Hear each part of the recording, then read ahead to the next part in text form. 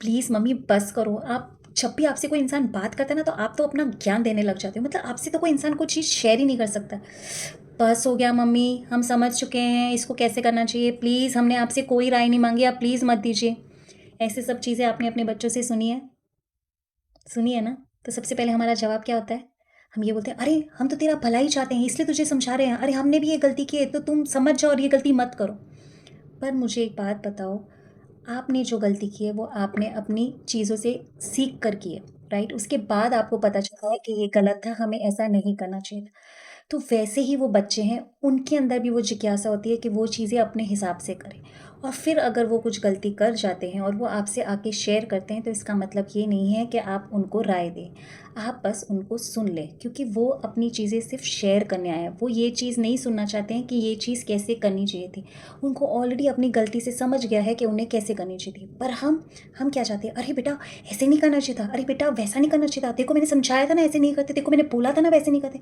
अरे अगर आपने एक्स्ट्रा ज्ञान बिना माँगे दिया है, तो वो कभी भी कोई इंसान यहाँ नहीं रखता है, वो यहाँ से ही उड़ा देता है।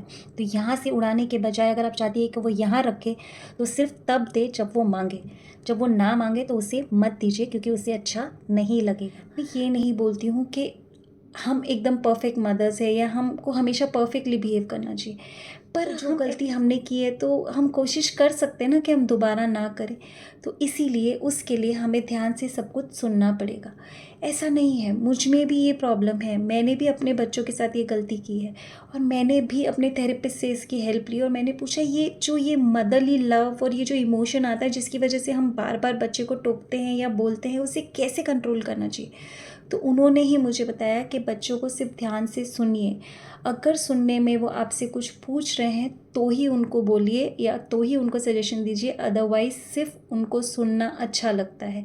क्योंकि हर बच्चा अपनी गलतियों से सब चीज़ सीखना चाहता है। वक़्त से पहले कोई भी इंसान किसी को कुछ सिखाता है तो उसे अच्छा नहीं लगता। इसीलिए जो गलती मैंने की है और जो मैंने अपने थेरेपिस्ट से सीखी है, वो मैंने आपसे शेयर कर ली। अगर आपको अच्छा लगे तो आप भी अपने साथ ट्राई कर सकते हैं।